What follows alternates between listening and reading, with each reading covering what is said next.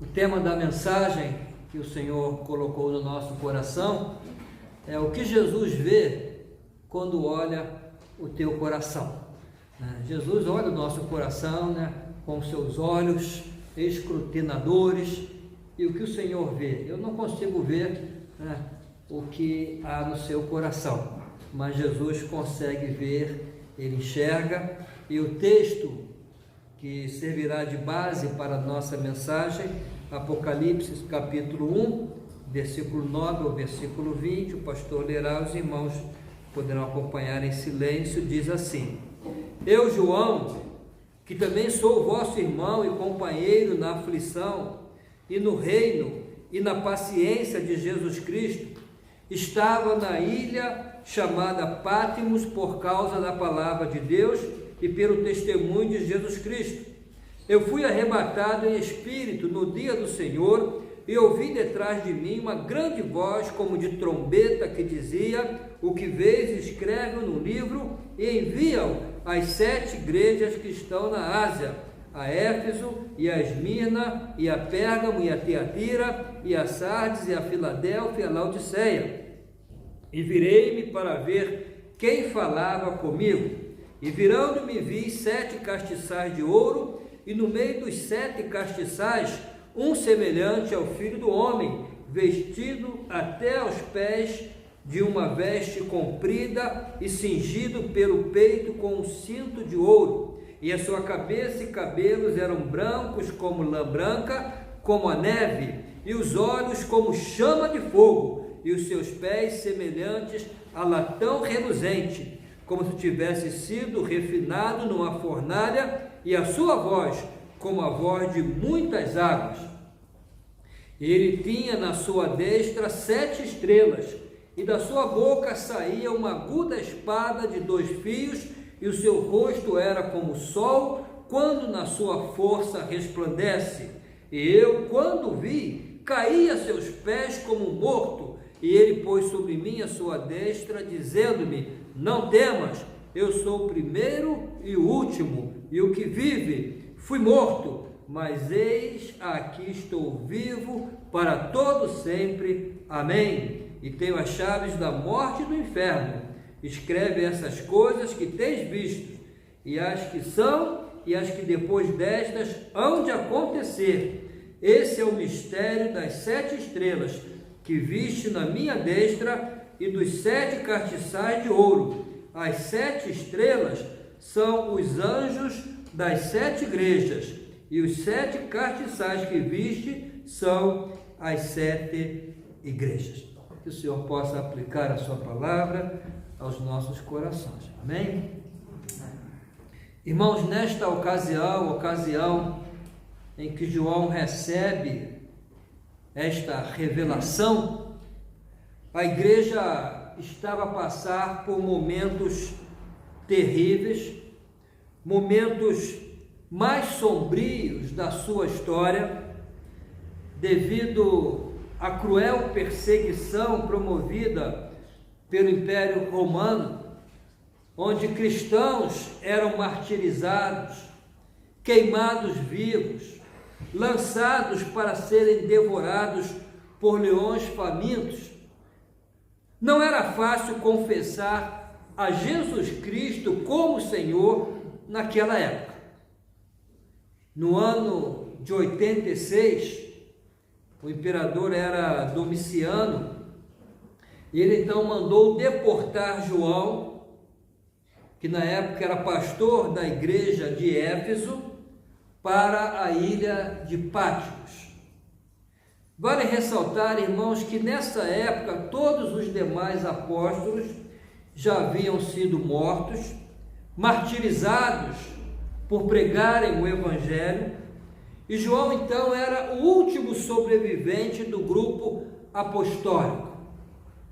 Certamente a intenção de Domiciano, ao enviar João ao exílio da ilha de Pátimos, era calar a voz de João, calar a voz da igreja, que apesar da cruel perseguição, continuava a crescer de maneira formidável, Domiciano pretendia fechar todas as portas da terra para João, mas quando as portas da terra fecharam-se para João, Deus abriu-lhe uma porta no céu e disse-lhe: sobe e te mostrarei as coisas que acontecerão. Apocalipse, então, é o livro da revelação de Deus, de coisas que iriam acontecer. A igreja estava a ser perseguida, milhares de crentes já haviam sido martirizados, João estava exilado na ilha de Pátimos, mas apesar de tudo, sobre tudo e sobre todos, Deus continuava no trono, a ter o controle de todas as coisas, a reger a história da humanidade, como o faz até hoje. Deus não perdeu e nunca perderá o controle da história desse mundo. Então João, em espírito, subiu ao céu, e lá ouviu uma voz por detrás dele que lhe disse: escreve. E quando virou-se, viu 7 castiçais de ouro, e viu Jesus andar entre estes 7 castiçais. João depois identifica os 7 castiçais como a ser as 7 igrejas da Ásia, para as quais Jesus enviaria cartas. Ele viu Cristo em toda a sua glória. O Cristo que agora vê não é o Cristo a suar sangue, prostrado em seus joelhos em forte clamor e lágrimas, como Jesus no Getsêmani. Não é o Cristo cuspido, esbofeteado, torturado, vilipendiado do sinédrio judaico. Não é o Cristo surrado, espancado, humilhado do pretório romano. Não é o Cristo que caminha pelas ruas de Jerusalém a sangrar, a carregar uma cruz pesada debaixo de vaias, ofensas, xingamentos, insultos, desferidos por uma multidão ensandecida. Não é o Cristo pendurado numa cruz, a agonizar, a esperar pela morte, mas ele vê o Cristo da glória, o Cristo vencedor, o Deus Todo-Poderoso. Seus cabelos não estão mais cheios de poeira e sangue, mas são alvos como a neve, brancos como a lã. Seus olhos não estão mais inchados, mas são como chamas de fogo. Seus pés não estão mais esmagados, cravados no madeiro, mas são como bronze polido. Suas mãos não estão mais cravadas na cruz, mas sustentam a igreja. Sua voz não está mais embargada pela sede, mas é uma voz estrondosa como a voz de muitas águas. O seu rosto não está mais desfigurado, mas brilha como o sol no seu fulgor. Então, diante da visão do Cristo glorificado, João caiu aos seus pés como morto, mas Jesus colocou sua mão direita sobre ele e disse: não tenhas medo. Não tenhas medo, João. Eu sou o primeiro e o último, sou aquele que vive. Estive morto, mas agora estou vivo para todo sempre. Eu tenho as chaves da morte e do inferno. Os irmãos sabem o que isso significa? Deus tem a última palavra, é o alfa e o ômega. Nada acontece nesse mundo sem o conhecimento, sem o consentimento de Deus. Ele tem o controle da história, Ele tem o controle das nossas vidas, tem nossas vidas em suas mãos, nós estamos seguros. Então, já glorificado no céu, Jesus diz a João as seguintes palavras consoladoras para aquele momento em que a igreja passava por dias terríveis. não temas, sou aquele que vive. Estive morto, mas agora estou vivo para todo o sempre. Irmãos, não adoramos um Cristo que esteve vivo e agora está morto, mas adoramos um Cristo que esteve morto e reviveu. Adoramos um Cristo vencedor, um Cristo vitorioso. No versículo 13, João diz que viu Jesus entre os castiçais de ouro, isto é, no meio da igreja. No meio da igreja, João viu Jesus. O mundo só pode ver Jesus através da igreja. É através da igreja que o mundo vê Jesus. E Ele está aqui, irmãos, no meio de nós. Foi muito apropriado começarmos hoje o nosso culto, antes da nossa escola bíblica, com a canção Senhor, eu sei que é teu este lugar. Ele está aqui. E é por isso que nós estamos aqui. Nós viemos a este lugar para ter um encontro com Jesus, e é a presença de Jesus aqui entre nós que transforma esse momento num momento importante. Não é uma data específica ou um evento especial que torna o culto mais importante. Ah, culto de aniversário da igreja, vamos todos. Não é isso que torna o culto importante. Não é uma data especial, não é um evento especial. O que transforma o culto importante é a presença de Jesus aqui entre nós, que transforma esse momento no momento especial, no momento importante. E para que Jesus está aqui? Com que objetivo? Com que propósito? Primeiro, para receber a nossa adoração. Aqui viemos para adorá-lo. Mas também Jesus anda entre nós para sondar, para exortar, para repreender, para corrigir, ensinar, consolar, fazer promessas. Podemos observar no texto que enquanto Jesus caminha entre as igrejas, as 7 igrejas, há um estribilho, um coro que se repete sempre: eu conheço, eu conheço, eu conheço. Para 5 das 7 igrejas, ele usa a mesma expressão: eu conheço. O que as pessoas não sabem, ele sabe. O que a igreja não sabe, ele sabe. O que o teu pai e a tua mãe não sabem, ele sabe.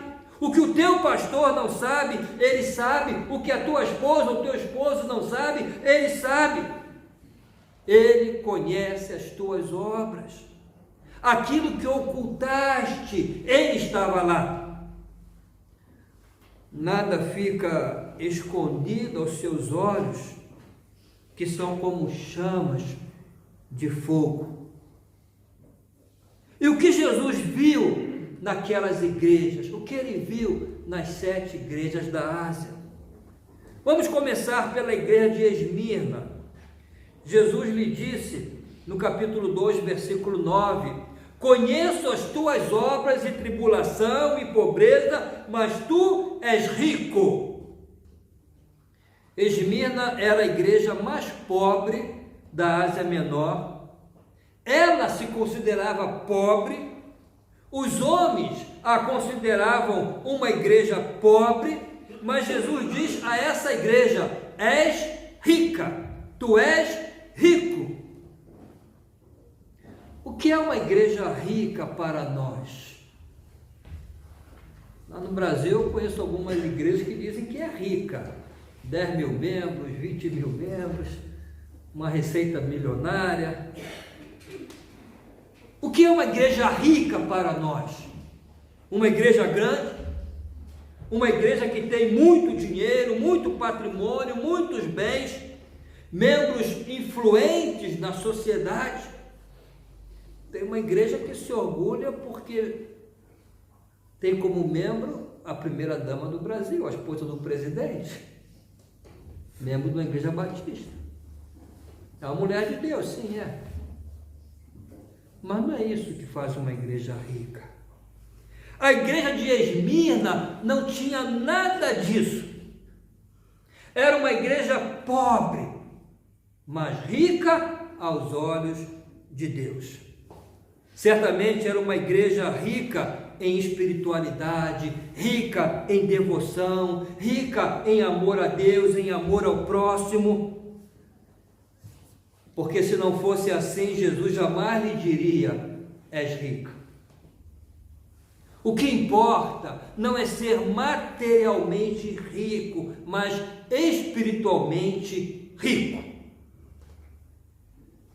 A igreja mais rica em termos materiais das 7 igrejas, a de Laodiceia, a que tinha melhor autoimagem de si mesma, a que olhava no espelho e dizia: estou rico, adquiri riquezas, não preciso de nada. A essa igreja Jesus disse: és pobre, és pobre. O que impressiona os homens, irmãos, não impressiona a Deus, porque Ele conhece o coração. O que é grande aos olhos dos homens pode ser, inclusive, desprezível aos olhos de Deus. Mais vale juntar tesouro no céu do que tesouro aqui na terra.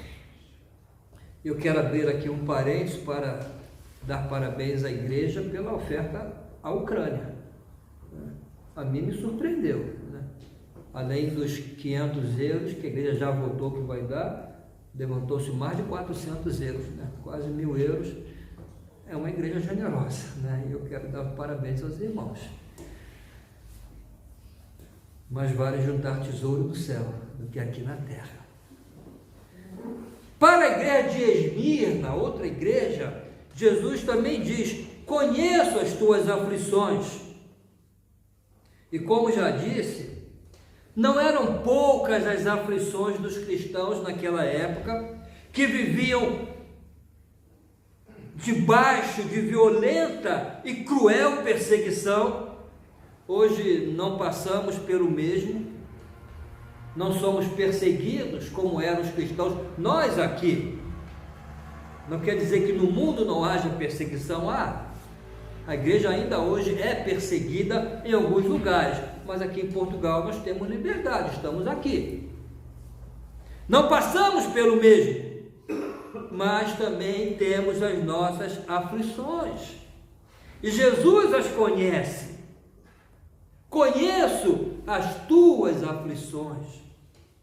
Ele não ignora nenhuma das nossas aflições, angústias. Ele conhece a tua dor, conhece as tuas lágrimas, conhece as tuas madrugadas sem dormir, sabe pelo que estás a passar, conhece os teus dramas.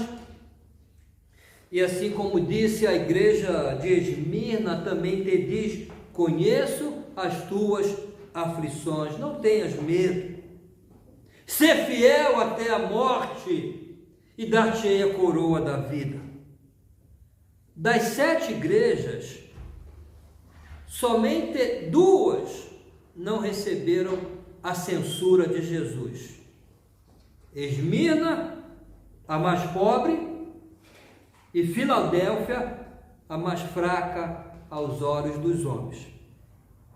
Para a igreja de Filadélfia, Jesus disse, capítulo 3, versículo 8: eu conheço as tuas obras, eis que diante de ti pus uma porta aberta e ninguém a pode fechar, tendo pouca força, guardaste a minha palavra e não negaste o meu nome. O que importa não é ser rico ou forte aos olhos dos homens, mas o que importa é ser fiel a Deus. Guardaste a minha palavra. foste fiel, não negaste o meu nome. Duas igrejas não têm censura.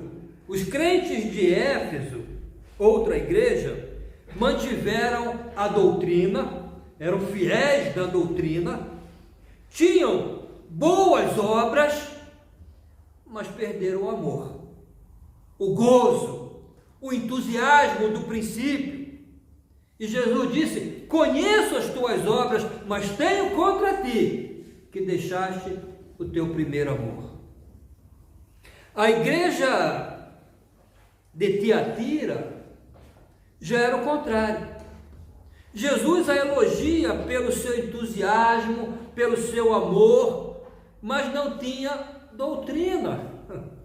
Tinha entusiasmo, tinha amor, mas não tinha doutrina. Tudo era permitido naquela igreja. Havia muita tolerância ao pecado. A igreja de Pérgamo tinha muitos fiéis. Inclusive teve um crente chamado Antipas, que morreu queimado por causa da fé, outra igreja da Ásia. Mas havia gente a viver uma vida mundana, uma vida de imoralidade, cheia de pecados. Sardes, outra igreja, tinha fama de ser uma igreja avivada, culto empolgante, glória a Deus, aleluia, emocionante, muito grito. Mas Jesus lhe disse: conheço as tuas obras. Tens fama de estar vivo, mas estás morto. Tinha fama de ser uma igreja avivada, mas estava morta. Irmãos, o que impressiona os homens não impressiona Deus. Deus não se deixa impressionar pela aparência, por uma espiritualidade cênica, teatral.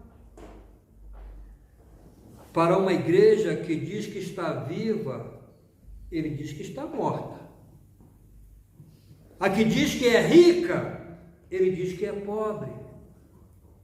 O mais importante não é os que as pessoas dizem ao teu respeito, nem mesmo o que tu dizes ao teu respeito, mas o que Jesus diz ao teu respeito.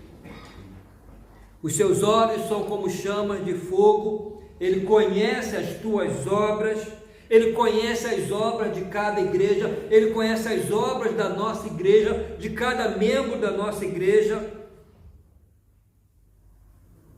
Irmãos, essas 7 igrejas da Ásia representam todas as igrejas de todas as épocas e lugares. O fato é que em todas as igrejas vamos encontrar motivos para essas censuras e também motivos para esses elogios.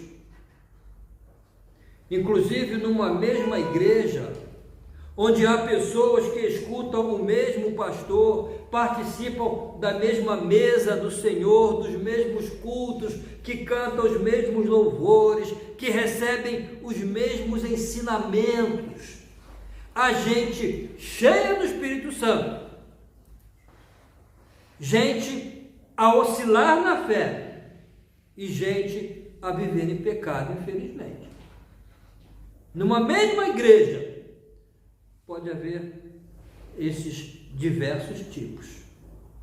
Normalmente é assim, já que uma igreja é um conjunto de pessoas e nem todos são iguais. Então, cabe aqui uma reflexão: em que grupo estaríamos nós? No grupo que merece ser elogiado por Jesus, ou no grupo que merece a repreensão e a censura de Jesus? E precisas ser sincero nessa resposta, porque o Senhor conhece e sabe se há elogios ou censuras a fazer na tua vida. Seus olhos são como chamas de fogo que tudo vê. Ele escrutina até o mais íntimo do seu ser, então ele conhece. Por isso a Bíblia diz: cada um examine-se a si mesmo. E hoje, durante a celebração da ceia, teremos a oportunidade de examinarmos. É importante que faças esse exame interior, não para que te sintas culpado, mas para corrigires o que está mal na tua vida, porque Jesus já te examinou e te conhece. A única igreja, irmãos, sem nenhum elogio sequer, foi a única igreja que tinha o máximo conceito de si mesmo, Laodiceia. E qual foi a mensagem de Jesus para essa igreja? A mensagem foi que devia ser honesta consigo mesmo, deixar de hipocrisia, fazer um exame interior sincero e arrepender-se. Mas sobre a igreja de Laodiceia eu vou dedicar um sermão específico no próximo domingo, porque são palavras muito duras, mas também consoladoras. Hoje quero que os irmãos fiquem com esta mensagem: o Senhor Jesus está no meio de nós, Ele está aqui. Conhece todas as coisas, conhece o nosso coração, conhece as nossas aflições e lutas, como também conhece aquelas coisas que merecem repreensão, censuras na nossa vida. Diante das nossas aflições, Ele diz: não temas, pois estou contigo, ser fiel até a morte e te darei a coroa da vida. Mas diante de um possível esfriamento espiritual, Ele diz: volta ao primeiro amor. Diante daquelas coisas que merecem censura, Jesus diz: arrepende-te. A minha oração, irmãos, é que o Senhor, ao olhar para o nosso coração, possa dizer o mesmo que disse à igreja de Tiatira, por exemplo: conheço as tuas obras, e o teu amor, e o teu serviço, e a tua fé, e a tua paciência, e que as tuas últimas obras são mais do que as primeiras. Todavia, se essa não é a tua realidade, se estás mais parecido com a igreja de Éfeso, que era o contrário, que estava a passar por um esfriamento espiritual, se hoje já não és mais como antes, se sentes que já não tem mais o mesmo entusiasmo, o mesmo ânimo, a mesma alegria, a mesma dedicação, o mesmo fervor, a mesma vontade, o mesmo amor de antes,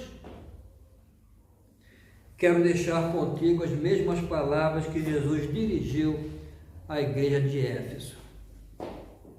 Tenho, porém, contra ti, que deixaste o teu primeiro amor. Lembra-te, pois, de onde caíste, e arrepende-te, e pratica as primeiras obras. Volta ao primeiro amor.